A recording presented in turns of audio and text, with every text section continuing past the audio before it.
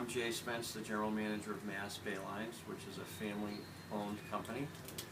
We've been operating at Rose Wharf since 1963, and I was on our first trip with my father, which was in February of 1963, from Pemberton Point to Boston, which was the Hull commuter boat.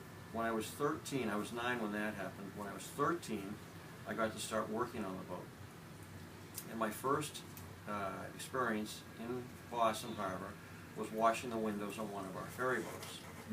And during the process of washing the windows, I fell into Boston Harbor. And since I was the boss's kid, all the employees thought that was hysterical. And I wanted to go home, but they wouldn't let me go home. But I had to do one thing because I fell in the water. I had to get a tetanus shot, because Boston Harbor was so dirty at that point. You know, you couldn't swim in it. There was garbage floating all over the place.